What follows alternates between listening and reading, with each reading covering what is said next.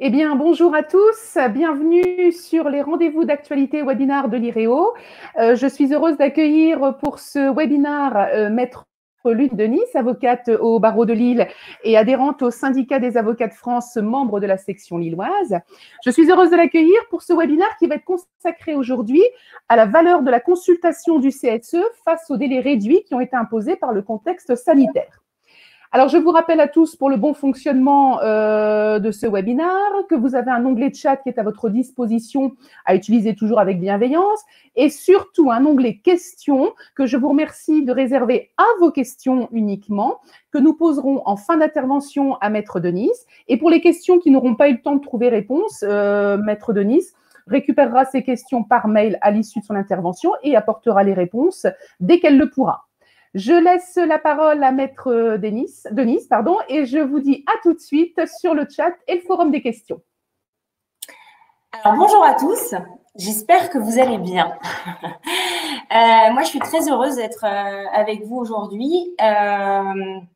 Parce qu'en ces temps un peu particuliers, eh bien, je pense qu'on est confronté à des problématiques nombreuses et que ça fait aussi du bien de se réunir et de faire un petit point des choses. Et grâce à l'IREO, en fait, on a la possibilité de faire un point sur un certain nombre de sujets très différents. Alors aujourd'hui, effectivement, on va aborder un sujet quand même très sensible, je trouve, à savoir la consultation du comité social et économique et plus précisément eh bien, les textes qui ont été rendus,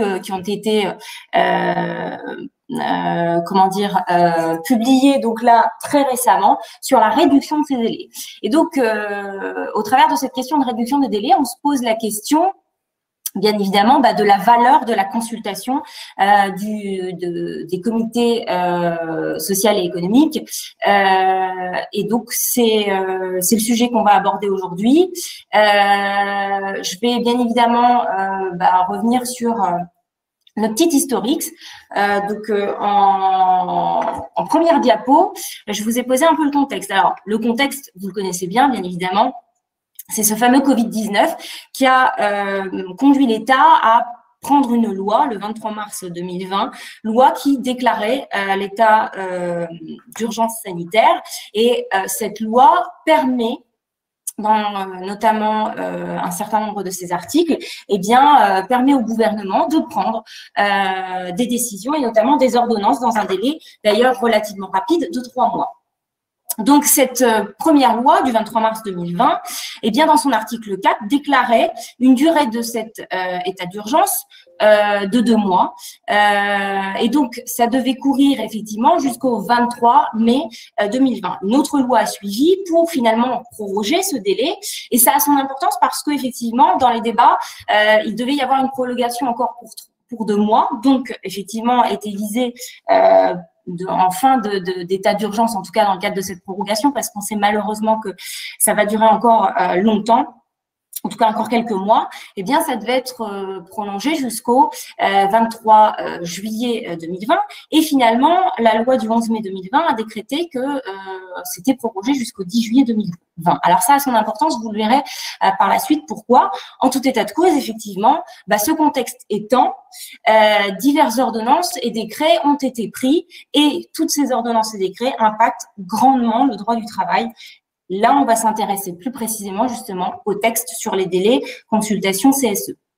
Alors, quels sont ces textes? Le premier, c'est cette fameuse ordonnance du 22 avril 2020 qui en réalité est une ordonnance assez, qui porte sur des thèmes très très variés. Et d'ailleurs, son nom, c'est quand même portant diverses mesures prises pour faire face à l'épidémie de Covid-19. Dans cette ordonnance, on trouve un certain nombre de choses très variées. Et en fait, c'est glissé dans cette ordonnance un article 9 que j'ai appelé version 1. Vous comprendrez également aussi pourquoi par la suite. Article 9 qui venait effectivement poser le principe d'une réduction des délais de consultation du comité social et économique. Alors, cette première ordonnance, alors que jusqu'alors, elle était relativement floue et d'ailleurs, on l'a appelée ordonnance fourre-tout parce qu'effectivement, elle aborde plein de choses sans entrer dans les détails et elle laisse au décret la voie pour préciser un petit peu tout ça. Donc, cette première ordonnance a fait bondir parce que, de toute façon, le principe était posé de réduire les délais. S'en est suivi une deuxième ordonnance du 2 mai 2020 qui avait vocation à modifier la première, et donc on a un article 9 que j'ai intitulé « Moi version 2 », cet article 9 venant apporter un tout petit peu plus de précision. Et dans la foulée, eh bien, ce même jour, était pris le fameux décret d'application permettant effectivement d'avoir un petit peu plus de modalités pratiques sur la réduction de ces délais. Alors, ce décret, je l'ai d'ailleurs mis d'une couleur un peu plus foncée, c'est finalement le plus important, le 2020-508 du 2 mai 2020. Pourquoi? Parce que c'est celui qui véritablement adapte temporairement, prétendument, les délais relatifs à la consultation et l'information du comité social et économique afin de faire face aux conséquences de la propagation de l'épidémie de Covid-19. OK. Un autre décret du même jour a été pris pour finalement qu'on ait un package un peu complet sur les différents délais, parce qu'effectivement, le gouvernement a cette volonté toujours d'être très très simple dans sa manière d'opérer. Donc, on a toujours plein de textes qui renvoient à d'autres articles, qui modifient, qui suppriment, etc., etc. Mais en gros, effectivement, il va falloir retenir de ces 4 textes-là qu'il y a entre guillemets 2 blocs de délais. Le premier bloc qui est finalement les délais relatifs à la communication de l'ordre du jour, okay, qui étaient finalement des délais déjà une réduction avec des précisions déjà évoquées dès la première ordonnance. Et puis un second bloc beaucoup plus important et beaucoup plus qui porte sur beaucoup plus de dispositions qui concernent effectivement les délais en tant que tels de consultation, information-consultation, et aussi tout ce qui est délai de recours à l'expertise. Autant vous dire, et c'est pour ça que c'est le décret 2020-508 du 2 mai qui est important, c'est ce décret-là qui pose effectivement les précisions de réduction des délais qui sont les délais relatifs à la mission essentielle d'un comité social et économique, c'est-à-dire l'information-consultation et le recours à l'expertise. Nous avons donc tous ces textes-là. Alors, vous verrez, à chaque fin de texte, j'ai mis une petite astérix. Alors, vous aurez, là, vous ne voyez pas ce qui est dans l'astérix, mais c'est pas très grave. Quand vous aurez accès à ce PowerPoint-là depuis chez vous, et vous aurez la possibilité de le manier comme vous le voulez. Je pense que c'est ce qui est prévu par Viréo. Vous aurez du coup accès à ces petites notes. Et en fait, ce ne sont ni plus ni moins que les liens Légifrance qui vous permettent d'accéder au texte pour que vous puissiez vous-même aller vous rendre compte effectivement de ce qui est écrit précisément si vous en aviez besoin. Je passe à la diapo suivante. La question, quand on pose un texte, bien évidemment, c'est la période d'application. Donc, quelle est la période concernée par les textes dont je viens de vous parler, à savoir l'ordonnance plus précisément du 2 mai, puisque c'est celle qui nous intéresse, celle du 22 avril ayant été modifiée, et le décret, les 2 décrets du 2 mai 2020. Alors, la période concernée, elle est simple. Il est dit dans ces textes que c'est d'application immédiate. Donc, quand c'est d'application immédiate, c'est d'application dès le premier jour de la publication, en l'occurrence le 3 mai 2020. Donc, ça veut bien dire que depuis déjà le 3 mai, eh bien, on a eu potentiellement des CSE qui ont déjà été confrontés aux problématiques de réduction des délais de consultation. Ça, c'est la première chose. Avec cette petite précision qu'il y a une exception à cette entrée en vigueur au 3 mai. Cette exception est permise par le fait d'avoir autorisé l'employeur à revenir en arrière sur certains délais qui auraient déjà été enclenchés. J'y reviendrai à la diapo suivante. S'agissant de la fin de la période d'application des textes, là, je fais justement un petit, je reviens sur ce que j'avais dit au tout début. C'est pour ça aussi que je vous présentais le contexte. Tout début de, finalement, la période de l'état d'urgence sanitaire. Il avait été prévu effectivement une prorogation de 2 mois, puisqu'il avait été mis en place 2 mois. Il était prévu une prorogation de 2 mois, donc 23 juillet 2020. Finalement, il a été décrété que cet état d'urgence serait prolongé, mais jusqu'au 10 juillet 2020. Sauf que pour beaucoup d'autres débats sur l'application des textes pris dans le cadre de cette loi état d'urgence sanitaire, eh bien, on a décrété que beaucoup de choses seraient applicables pendant la période de l'état d'urgence, plus 1 mois ou plus 2 mois. Voilà. Et c'est dans cet esprit-là que finalement ont été prises les l'ordonnance du 2 mai et le décret du 2 mai, puisque bien loin de partir de finalement ce qui a été voté, c'est-à-dire le 10 juillet 2020 plus 1 mois, ce qui ferait le 10 août 2020, on est resté sur la première mouture et on a finalement décrété que ces réductions de délai devraient s'appliquer jusqu'au 23 août 2020. Donc, on a finalement une période d'application du texte du 3 mai 2020 au 23 août 2020 et c'est indiqué expressément comme tel dans les textes, ok? Sauf que on verra aussi, c'est la deuxième exception si je puis dire, qu'on pourra aller potentiellement au-delà du 23 août 2020. Alors, j'en viens à la diapo suivante. La diapo suivante, c'est quoi? C'est un extrait de l'ordonnance du 2 mai 2020 qui vient porter cette exception. Donc, je reviens à la diapo précédente, hein, l'exception finalement au 3 mai 2020. Que nous dit cette ordonnance? Elle nous dit, toutefois, lorsque les délais qui ont commencé à courir antérieurement à cette date, petit astérix, je vous renvoie donc à la date d'entrée en vigueur qui est le 3 mai 2020, lorsque les délais qui ont commencé à courir antérieurement à cette date ne sont pas encore échus, l'employeur a la faculté d'interrompre la procédure en cours et d'engager, à compter de cette même date, une nouvelle procédure de consultation conformément aux règles prévues par la présente ordonnance.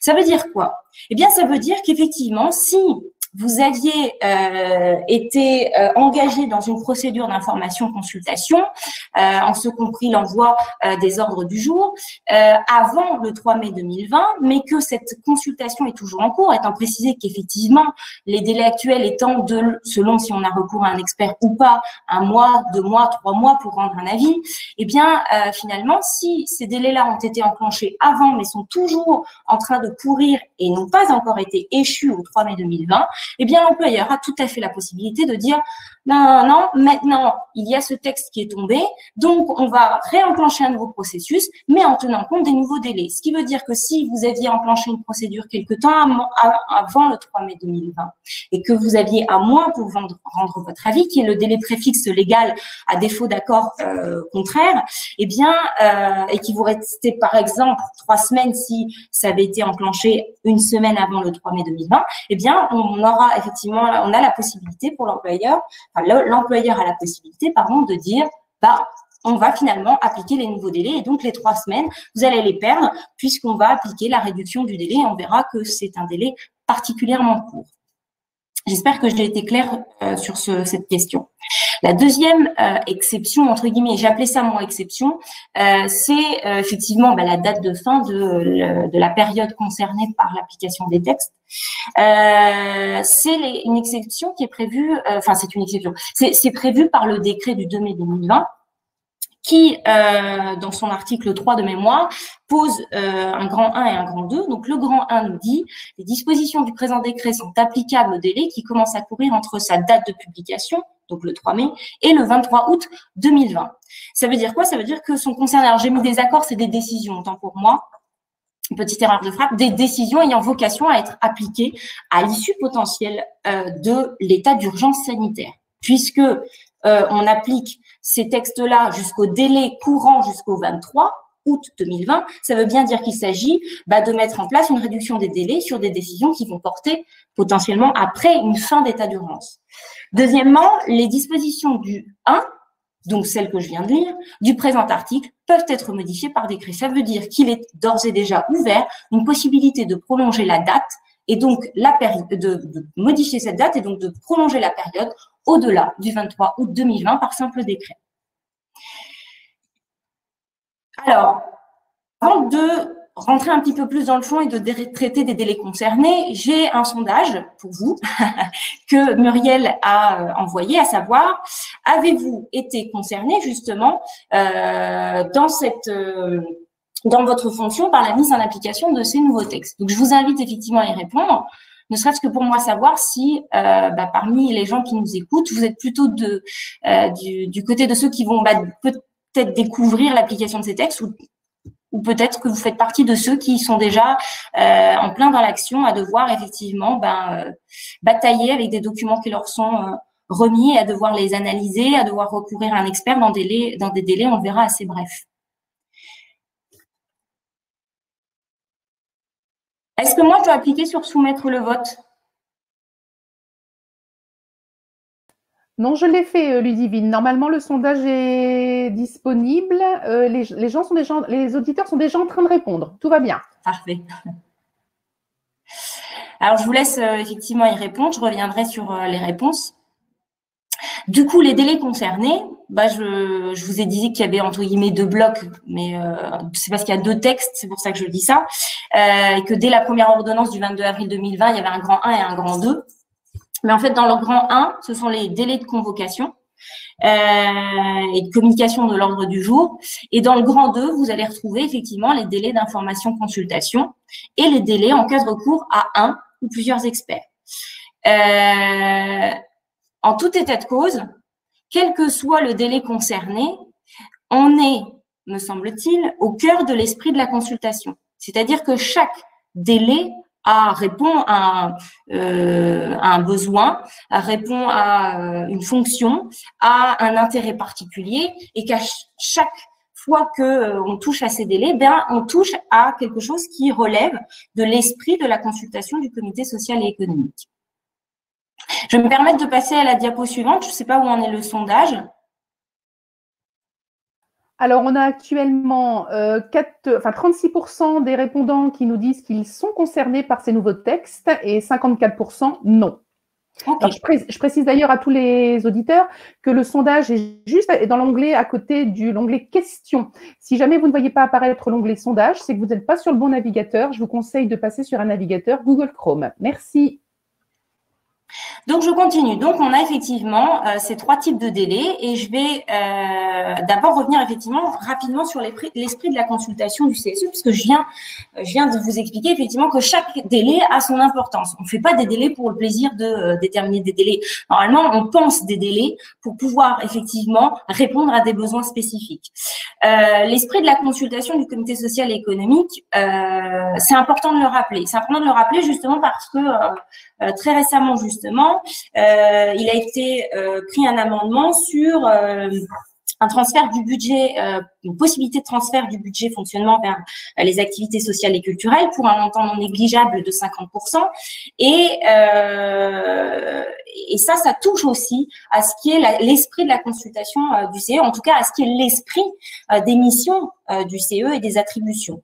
Un CSE, effectivement, mais vous le savez sans doute mieux que moi, c'est fait effectivement pour pouvoir représenter les salariés au sein d'une entreprise et pour pouvoir porter la parole de ces salariés dans l'entreprise. Alors, ça, c'est une c'est une mission qui a été qui a valeur constitutionnelle, puisque effectivement dans le préambule de la Constitution de 46 qui intègre le préambule de la Constitution de 1958, eh bien on a un point 8 qui nous dit quoi? Qui nous dit tout travailleur participe par l'intermédiaire de ses délégués à la détermination collective des conditions de travail ainsi qu'à la gestion des entreprises. Donc que la parole des travailleurs soit portée par des représentants, c'est effectivement un point qui a été déterminé comme étant constitutionnel au sein de l'État français. On a une autre disposition qui est l'article 1 du Code du travail qui nous rappelle effectivement que, en principe, tout projet de réforme envisagé par le gouvernement qui porte sur les relations individuelles et collectives du travail, l'emploi, la formation professionnelle et qui relève du champ de la négociation nationale et interprofessionnelle fait l'objet d'une concertation préalable. Un peu plus loin, il est dit dans cet article qu'effectivement, le présent article n'est pas applicable en cas d'urgence. C'est précisément effectivement sur ces dérogations-là et sur les dérogations qui ont été mises en place dans la loi, toute première loi dont je vous ai parlé sur l'état d'urgence sanitaire, que finalement aujourd'hui, eh bien, on a des dispositions qui sont prises sans aucune concertation. Le problème de prendre des décisions sans aucune concertation, même si on peut comprendre parfaitement l'urgence qui est celle de devoir lutter contre cette pandémie qui nous touche tous, un équilibre est à trouver entre l'urgence et la concertation. La concertation est importante dans la mesure où ces délais répondent à des besoins particuliers répondre à une organisation pratique de pourquoi on consulte, qu'est-ce qu'on attend d'un CSE et quelle va être la valeur de son avis. Et donc, si on ne concerte pas les personnes principalement concernées, on risque de effectivement se retrouver dans des situations où on a des décisions prises par les entreprises qui seront pas bien comprises en plus pour les salariés et ça crée malheureusement des tensions sociales qui, à mon avis, sont à éviter plus précisément d'ailleurs dans ce contexte. Et puis on a l'article L2312-8 alinéa 1 qui rappelle effectivement ce principe d'expression collective des salariés. Alors, L2312-8 est particulièrement important puisque dans le rapport du président de la République qui précède justement l'ordonnance du 22 avril 2020, donc celle qui vient poser le principe de la réduction des délais, eh bien, c'était bien cet article-là qui était visé. C'était déjà à l'époque ces consultations-là qui étaient visées. Pourtant, les consultations effectivement de L2312-8 sont bien précédées d'un alinéa qui rappelle quand même les raisons justement et l'esprit de la consultation du CSE, à savoir cette expression collective. Alors justement, L2312-8 du Code du travail, l'expression collective des salariés. Donc, si vous lisez cet article, il est particulièrement intéressant dans sa rédaction parce qu'effectivement, il vient nous dire il est important de tenir compte de façon permanente des intérêts des salariés. Et donc, c'est de cet article qu'il est par la suite fait état du principe d'information-consultation du CSE pour l'organisation, la gestion et ce qu'on appelle la fameuse marche générale de l'entreprise. Et donc, dans le cadre de cette marche générale de l'entreprise, eh bien, on a plusieurs informations, consultations qui sont évoquées. Donc, volume et structure des effectifs. C'est très important précisément en cette période. La modification de l'organisation économique ou juridique. Les conditions d'emploi et de travail, notamment la durée du travail et la formation professionnelle. On a déjà vu effectivement que pendant la période justement de confinement, des textes ont été pris sur ce sujet. L'introduction nouvelle de technologies ainsi que conditions de santé, sécurité, conditions de travail. Et effectivement, une autre consultation, la remise ou le maintien de l'activité des travailleurs handicapés, invalides, etc., ou accidentés du travail. En tout état de cause, quand on lit cet article, qui est l'article visé par les réductions des délais aussi, il s'agit bien de consultations qui ont tout leur sens dans cette période, effectivement, de pandémie. Pourquoi? Parce que malheureusement, le confinement l'a montré. Il a fallu, alors là pour le coup en urgence et extrême urgence, réorganiser le travail et on s'est aperçu que finalement il fallait toucher à telle organisation sous le prisme de la durée, il fallait toucher à telle organisation sous le prisme des congés, il fallait toucher à l'organisation sous le prisme de tiens, est-ce que ce poste-là est véritablement nécessaire ou pas? Parce que c'est aussi ces questions-là qui sont en train de se poser. Donc, bien évidemment que toutes ces questions-là vont être remises sur la table lors des prochaines informations consultations du CSE. J'en viens au processus d'information-consultation. Alors, le processus d'information-consultation, il est fondamental. Il répond à une logique simple qui est de consulter l'avis du CSE avant toute prise de décision par l'employeur. Cette consultation doit donner lieu à un avis éclairé. Cette notion d'avis éclairé est une notion importante et qui revient très souvent, et notamment dans la jurisprudence. Pourquoi? Parce qu'elle renvoie à un certain nombre de choses, d'exigences. Ces exigences, c'est la première, c'est l'information préalable. Ça veut dire que on ne peut avoir une décision prise par l'employeur dans le cadre effectivement de cette marche générale de l'entreprise, mais effectivement dans d'autres domaines, si on parle des consultations spécifiques. Eh bien, en tout état de cause, on répond toujours à la même logique, qui est de donner l'information au CSE pour que celui-ci puisse rendre un avis éclairé. Sauf que l'avis éclairé a aussi son importance au regard des délais qui accompagnent effectivement les différentes étapes du processus. Et donc, effectivement, j'en viens à ma diapo suivante, étant précisé que si je reviens sur la diapo processus information-consultation, je fais état des fameux délais préfixes. Les délais préfixes, c'est quoi? C'est ceux qu'on va voir après et qui apparaissent effectivement là. Ce sont tous les délais qui ont été mis en place, à défaut effectivement d'accords contraires, qui viennent dire, voilà, quel est le minimum à respecter dans le cadre du processus information-consultation. Alors, les délais tels qu'ils existent jusqu'au 3 mai 2020, eh bien, sont repris dans cette diapositive. Donc, vous avez effectivement première étape du processus qui est la communication, la mise à disposition des informations.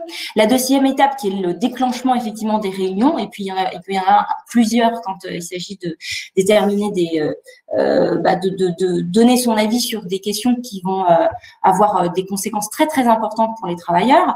Et en tout état de cause, ces délais sont de 1 mois s'il s'agit d'une consultation qui est générale sans expertise, 2 mois s'il y a intervention d'un expert, 3 mois s'il y a expert pour consultation du CSE central et de CSE d'établissement. Étant précisé que le CSE central si le CSE central est consulté, l'avis des CSE d'établissement doit lui être communiqué 7 jours avant la fin du délai. Donc, tous ces délais-là combinés signifient qu'il est quand même laissé un certain temps au CSE, qui pourrait même d'ailleurs être plus long pour certains sujets, mais un temps relativement non négligeable pour pouvoir se positionner. Alors, se positionner, rendre cet avis éclairé, c'est prendre connaissance des informations, potentiellement demander des informations complémentaires, parce que je rappelle que l'information doit être précise, écrite, et que si un CSE ne devait pas avoir toutes les informations utiles à son positionnement et au fait de pouvoir rendre un avis éclairé, il est tout à fait en droit de solliciter ces documents complémentaires. Et si je rentre pas encore dans les détails de tout ça, mais une information qui n'est pas complète, une information qui n'est pas préalable, une consultation qui aurait été préalable mais pour faire semblant d'être préalable, tout ça c'est ce qu'on appelle quand même du délit d'entrave. Donc il faut faire très attention effectivement à tous ces délais et à la bonne foi dans la mise en œuvre de ces délais et du respect de ces différentes étapes du processus. Donc on a effectivement tous ces délais-là qui ont un sens.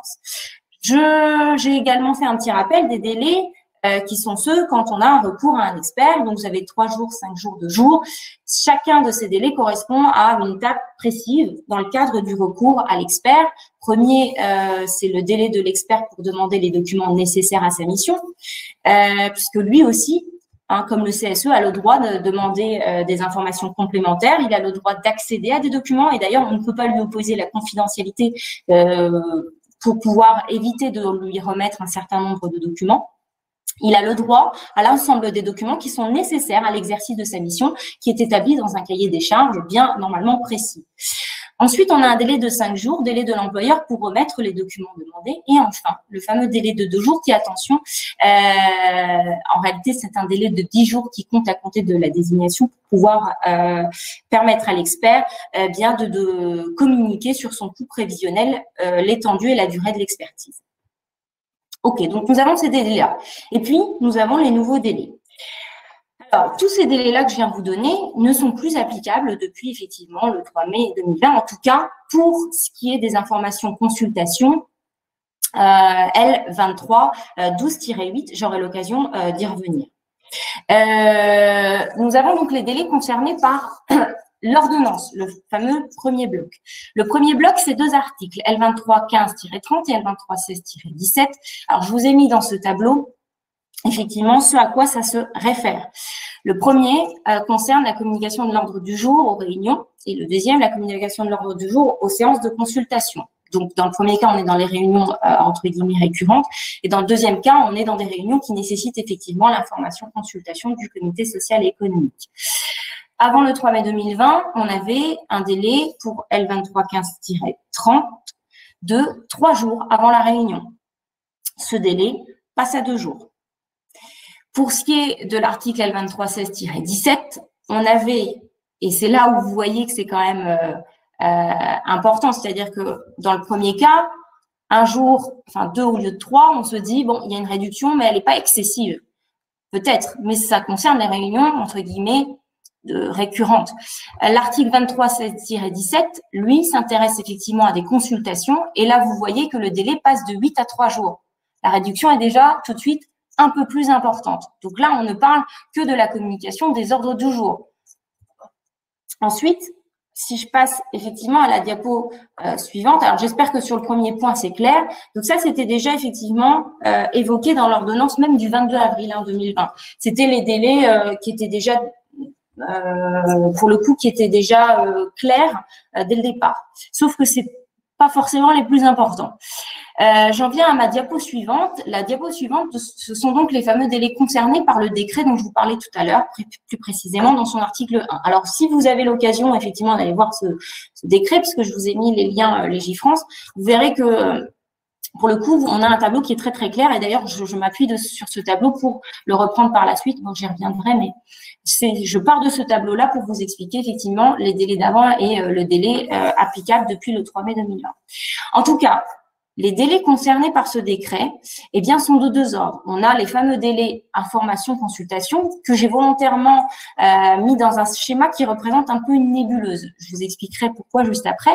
Et puis, on a finalement le recours à l'expert, étant précisé que le recours à l'expert étant intimement lié à un sujet quelconque qui fait justement, qui est la conséquence du thème abordé en information-consultation du CSE. Alors, la nébuleuse, elle tient au texte. C'est-à-dire que le texte est clair, mais il laisse la porte ouverte à plein de choses.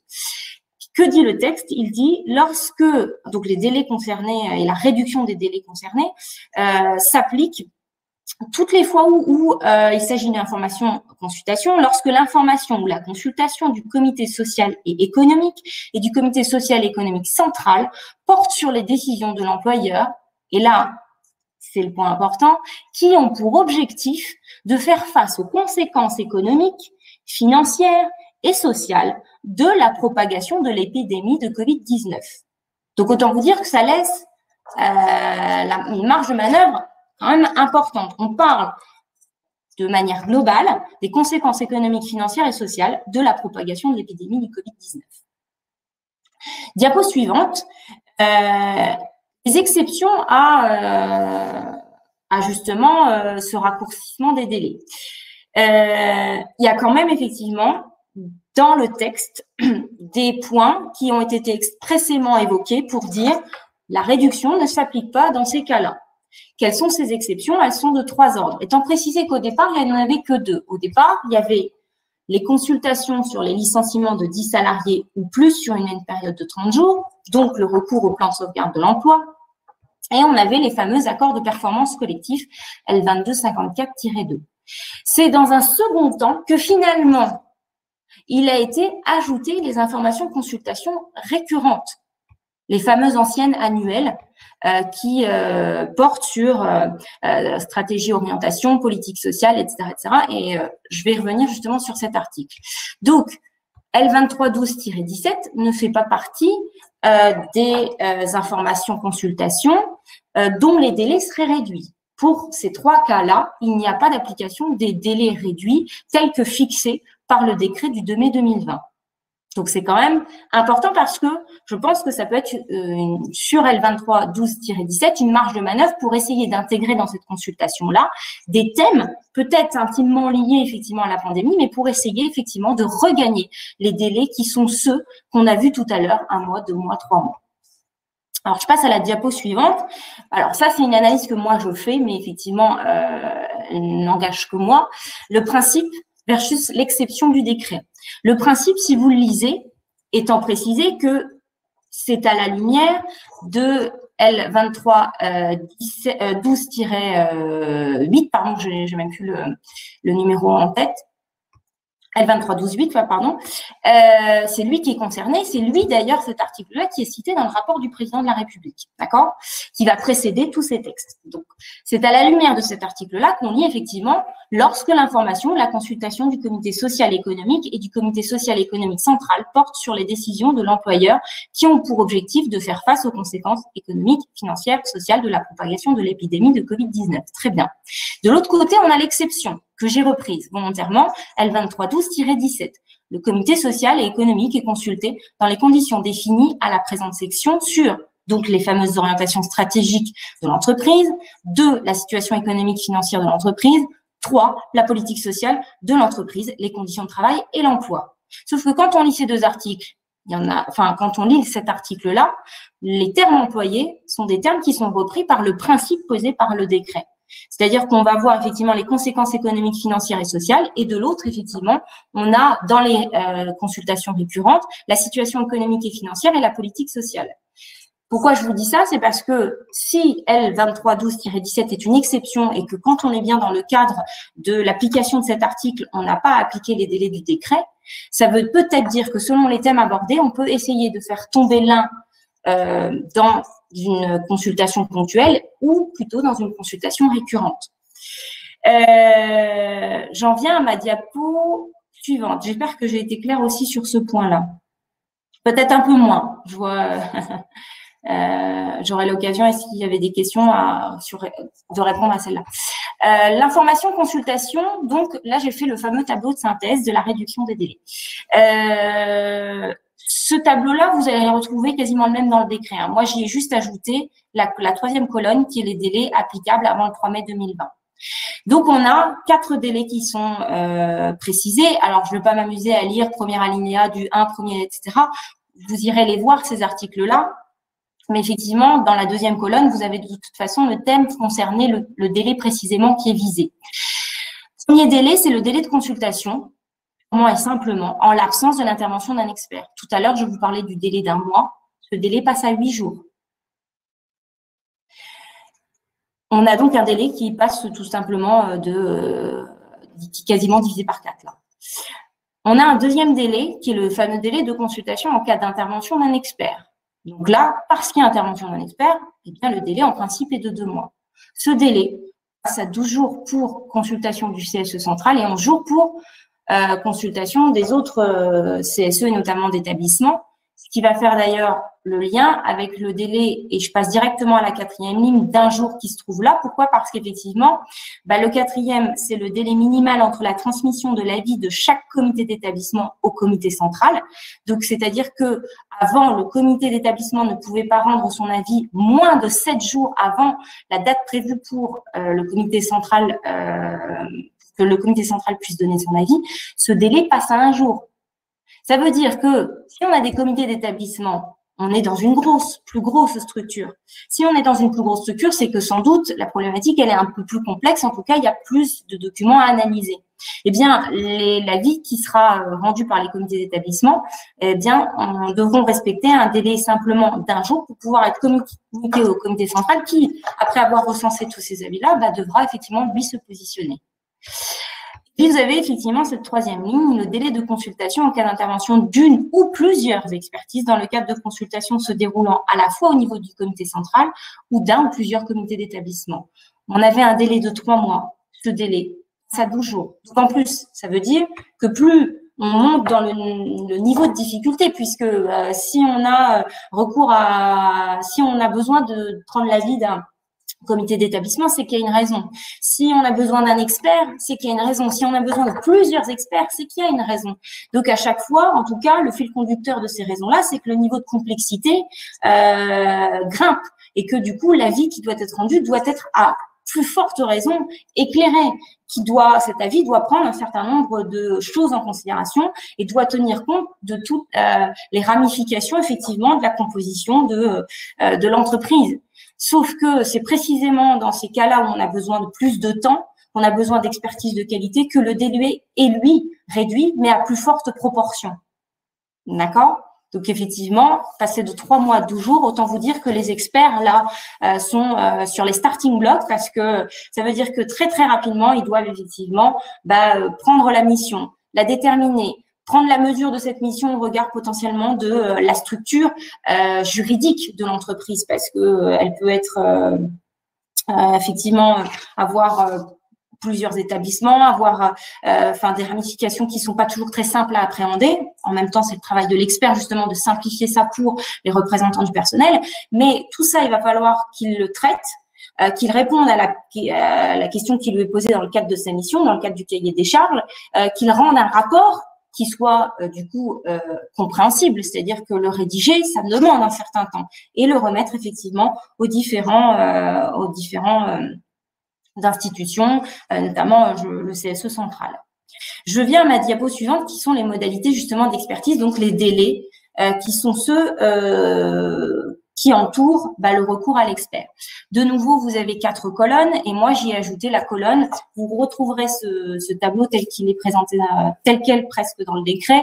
Moi, j'y ai rajouté la colonne des délais avant le 3 mai et vous avez 4 lignes. Donc, je ne reviens pas non plus dans le détail, mais vous avez dans le détail des articles, mais vous avez en deuxième colonne les différents thèmes d'intervention. Donc, le premier, c'est le délai dont dispose l'expert à compter de sa désignation pour demander à l'employeur toutes les informations complémentaires qu'il juge nécessaires à la réalisation de sa mission. Vous aviez un délai de 3 jours, il passe à 24 heures. Il me semble que quand on fait appel à un expert, c'est que effectivement, sa mission, c'est d'aller rechercher les petites failles qui ne sont pas forcément lisibles pour justement les représentants du personnel, quel que soit d'ailleurs l'expert. Sauf que cet expert-là, il a beau être expert, il a besoin aussi d'un temps, à un moment donné aussi, pour enregistrer ce qui lui est demandé et voir qu'est-ce qu'il serait pertinent de demander pour pouvoir mener à bien sa mission. Ce délai-là, il est réduit à 24 heures. Ensuite, vous avez effectivement, deuxième délai, le délai dont dispose l'employeur pour répondre à cette demande. Il avait 5 jours et il passe désormais à 24 heures. Alors, vous allez dire, donc ça veut dire aussi que l'employeur doit réagir rapidement puisque lui, il avait même un délai non pas de 3, mais de 5 jours qui passe à 24 heures. C'est vrai. Sauf que l'employeur qui est dans un processus de prendre une décision, c'est pertinemment effectivement ce vers quoi il s'engage. Ce qui n'est pas de l'expert qui, lui, est tiers à l'entreprise et qui, lui, doit appréhender une situation et ensuite en déterminer quels sont les éléments importants pour finalement mener une expertise de qualité et demander les documents qui lui sont nécessaires pour mener à bien cette expertise de qualité. Donc, il me semble que le délai de 24 heures n'est pas équivalent. Mais c'est aussi une interprétation, un point de vue personnel que je fournis. La troisième ligne, c'est le délai dont dispose l'expert pour notifier à l'employeur le coût prévisionnel, l'étendue et la durée de l'expertise. Ce délai qui était de 10 jours à compter de la désignation, j'avais dit tout à l'heure, sur la fin de ma frise, on voit 2 jours. Mais en réalité, c'est 2 jours moins les délais, c'est 10 jours moins les délais qui précèdent, ce qui donne 2 jours. Mais au final, il a 10 jours à compter de cette désignation pour pouvoir donner le coût. C'est juste qu'il attend forcément d'avoir pu prendre connaissance du dossier, demander les éléments complémentaires, obtenu les éléments complémentaires de la part de l'employeur pour finalement se positionner sur l'étendue de son expertise et le coût de cette expertise.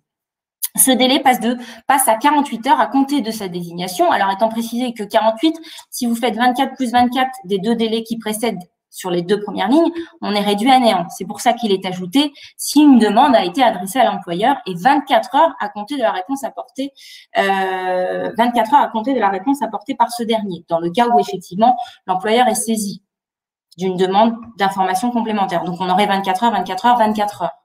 Je ne sais pas si c'est clair là-dessus. Donc, 24 heures pour effectivement demander à l'employeur toutes les informations complémentaires, 24 heures pour l'employeur répondre et 24 heures effectivement pour pouvoir remettre le coût prévisionnel et l'étendue de l'expertise. Ensuite, vous avez, je passe directement en 4e ligne, le délai minimal entre la remise du rapport par l'expert et l'expiration des délais de consultation. Ce délai qui était de 15 jours passe à 24 heures. Alors là, c'est aussi très important. Ça veut dire que avant, l'expert devait remettre son rapport au moins 15 jours avant que le CSE n'ait à se prononcer. Ça veut dire que le CSE a 15 jours pour s'imprégner de ce rapport et effectivement rendre un avis. Ce délai de 15 jours passe à 24 heures. Si en plus il s'agit effectivement d'une grosse structure, parce que les délais sont raccourcis, mais il n'y a aucune déclinaison des délais en fonction, par exemple, de la taille de l'entreprise ou de la nature de la consultation. Parce que dans la L23-12-8, on a plusieurs types de consultations. Aucune déclinaison n'est faite. Donc, on a 24 heures, quelle que soit la taille de l'entreprise, pour permettre au CSE de prendre connaissance du rapport et d'en tirer, lui, les conséquences qui l'intéressent et de se positionner et de rendre un avis en principe éclairé. Et je termine par la 3e ligne, qui est le délai dont dispose l'employeur pour saisir le juge, qui passe de 10 jours à 48 heures, dans le cas où, effectivement, il conteste ce qui est relatif au recours à l'expertise. Voilà. Alors, avant de passer à l'analyse pratique, il y a un deuxième sondage qui, en principe, a été lancé et je remercie Muriel de l'avoir d'ores et déjà fait. Avez-vous été concerné dans votre… Non, c'est pas cela. Avez-vous rencontré des difficultés compte tenu de la réduction de ces délais? puisque apparemment, si je me rappelle bien, 36% des personnes avaient déjà répondu être confrontées là aujourd'hui à la réduction de ces délais. Maintenant qu'on les a expliqués, est-ce que vous avez rencontré, oui, des difficultés? Ils sont 56% à répondre oui. Et Ludivine, je te signale juste le timing parce qu'on est déjà à 45 minutes. Ah pardon, je me dépêche, j'ai fini. Pour les questions. Alors, l'analyse pratique, elle est simple. C'est-à-dire que d'un côté, on a moins de temps pour préparer les réunions, analyser les documents, effectuer des propositions, établir une expertise de qualité, et donc on a moins de temps pour rendre un avis éclairé. De l'autre côté, on a une prise de décision plus rapide pour l'employeur sur des questions qui touchent à la continuité de l'activité, à mon sens, plus qu'à l'urgence de la reprise de celle-ci. J'en viens effectivement aux annonces, aux objectifs annoncés. Les objectifs annoncés, c'est, pour reprendre tout simplement les termes du rapport du président de la République en amont de la première ordonnance du 22 avril, il était indiqué que le but était de favoriser la reprise rapide de l'activité économique dans des conditions protectrices des salariés. C'est la reprise de l'activité qui est visée. Et vous avez effectivement, j'ai fait une petite, revue de presse et je suis allée rechercher un petit peu ce qui était dit sur les objectifs de ces textes. Sauf que quand on analyse le discours, on s'aperçoit que en réalité, ça ne concerne pas simplement la reprise, mais ça concerne aussi les décisions qui seront prises après, même potentiellement la fin de l'état d'urgence, puisque c'est même comme ça que c'est écrit dans le décret. Donc ça veut dire que ça s'inscrit dans du plus long terme. Alors on sait bien que les conséquences de l'épidémie, elles seront à long terme. Donc ça paraît logique effectivement de s'inscrire dans ce plus long terme, sauf qu'il faudra être vigilant sur le caractère prétendument temporaire, parce que jusqu'à présent, bon nombre de mesures qui ont été prises dans le cadre d'état d'urgence étaient annoncées comme étant temporaires et ne l'ont pas été véritablement temporaires. La troisième chose, c'est que le gouvernement nous dit, mais soyez rassurés, il y a entre guillemets des contreparties, des garanties qui sont que certaines consultations, et notamment les consultations récurrentes, ne sont pas concernées. Sauf que ça ne peut pas être une garantie dans la mesure où la garantie, c'est une contrepartie à quelque chose qui est retiré. Or, rien n'est donné en contrepartie. Ce qui est dit de la contrepartie, c'est ni plus ni moins qu'on ne va pas toucher à ce qui existe sur certains sujets, comme le licenciement PSE, comme effectivement les accords collectifs de performance ou comme encore les consultations récurrentes. Je ne parlerai même pas de l'instrumentalisation, c'est ce qui a été effectivement dit à un moment donné par le gouvernement. Si on part du principe effectivement que le CSE instrumentalise, on ne peut pas construire un dialogue social justement pertinent, me semble-t-il. Et j'en viens à ma conclusion. Mon analyse, elle n'engage que moi, elle est que la réduction de ces délais engendre une perte de sens, de valeur et d'utilité de la consultation, que tout ça, c'est finalement contraire à la construction d'un dialogue social qui soit dans l'intérêt de tous, et qui plus est, parce que c'est plus que jamais indispensable, compte tenu précisément du contexte, qu'il faut associer les salariés à ce qui sont des conditions de travail, leurs conditions de travail de tous les jours. On est dans une situation particulière où chacun peut, à titre, légitimement être inquiété de ce qui se passe, pour plein de raisons qui leur sont personnelles. N'empêche que dans le monde de l'entreprise, si c'est pas maintenant qu'on associe les salariés à un certain nombre de choses, eh bien malheureusement, il risque d'y avoir une montée en puissance des difficultés plus que l'inverse, dans le simple but d'avoir voulu faire face aux conséquences d'une pandémie qui, effectivement, a les conséquences qu'on connaît, mais qui ne doit pas avoir, en tout cas, pour but de pouvoir faire passer des dispositions qui ont peut-être d'ailleurs vocation à ne pas être temporaires, mais être un peu plus pérennes. Voilà, j'espère que j'ai été claire. Je suis désolée, je suis un peu rapide, c'est toujours un peu compliqué. Merci. Voilà. Merci beaucoup, Ludivine, maître Denis. Alors, quelques questions, beaucoup de réactions sur le chat par rapport effectivement à ces problématiques. Alors, je tenais à préciser quand même que merci à tous d'avoir répondu au sondage. On voit bien que vous avez tous répondu, 67% de nos auditeurs ont effectivement rencontré des difficultés dans la tenue de ces délais. Alors, quelques questions, maître Denis. Quelle est la conséquence d'un avis défavorable du CSE sur un plan de reprise de l'activité qui serait proposé par la direction, nous demande Eric. De toute façon, le principe de l'information consultation, c'est que c'est une consultation qui peut ne pas être suivie par l'employeur. Donc, l'employeur prendra la décision qu'il juge la plus pertinente dans l'intérêt, en principe, de l'entreprise. Exactement. Donc, l'intérêt de dire à Eric que ça ne change rien. Le contexte n'a pas changé la valeur de cette consultation. Non, c'est juste que, voilà. Et d'ailleurs, juste une petite chose que j'ai oublié de dire, c'est que à défaut d'avis, c'est considéré avis négatif. Donc, il faut être vigilant aussi sur les délais pour ça. Alors, pareil, on nous demande également, Sophie nous demande, concernant les délais, alors est-ce que la pandémie a changé quelque chose là-dedans, mais tient-on compte des samedis, dimanches et jours fériés pour le décompte du délai? Alors, en principe, c'est des journées calendaires. D'accord. Donc voilà, Sophie, voilà la réponse. Et Arnaud qui nous demande également, comment fait-on pour les délais avec des tribunaux qui sont fermés pour poser un recours? Ah oui, c'est une bonne question. Alors, en fait, les conseils de prud'homme sont fermés. Sont fermés. Ils ont été fermés, mais beaucoup ont réouvert pour les procédures en référé, sauf que le conseil de prud'homme, c'est les relations individuelles de travail. Tout ce qui est collectif, ça n'a jamais vraiment fermé. Et d'ailleurs, pendant le confinement, vous avez pu voir qu'il y a eu des décisions qui ont été rendues sur des aspects collectifs. Et donc, en réalité, on peut saisir le juge. Alors, après, je ne vous parle pas des moyens de la justice pour organiser l'audience rapidement. C'est un autre débat. Merci, maître. Eh bien, je vous propose d'arrêter là pour les questions. Alors, l'essentiel vient d'être posé, parce qu'il reste quelques petites questions que je vais transmettre à maître Denis. Mais nous sommes déjà à 50 minutes, donc je vais fermer ce webinaire qui a vraiment suscité beaucoup de réactions de votre part sur le chat et dans les questions. Je vous remercie à tous de votre attention. Vous avez été vraiment encore une fois présents du début à la fin. Cela montre bien que le sujet est d'actualité. Est tout à fait pertinent. Je vous donne rendez-vous dès mercredi avec Pauline Derville qui animera effectivement un webinaire consacré aux IRP face aux restructurations, éléments de compréhension et d'anticipation. C'est un webinaire qui sera suivi ensuite d'un autre complémentaire courant juin. Je vous rappelle également les prochains webinaires qui arrivent en fin de semaine et tout au long du mois de mai et jusque début juin, dont vous voyez effectivement les thématiques ici en haut à gauche. Je vous rappelle que l'inscription permet de revisualiser tous nos webinaires en replay. Bien entendu, le PowerPoint de Maître Denis va vous être envoyé par mail. Comme ça, vous pourrez retrouver toutes les références dont elle vous a parlé, dont elle vous a fait part. Je vous souhaite à tous une très bonne journée. Je vous souhaite bon courage pour ceux qui reprennent le travail cette semaine. Et je vous dis à très bientôt et j'espère à mercredi. Bonne journée.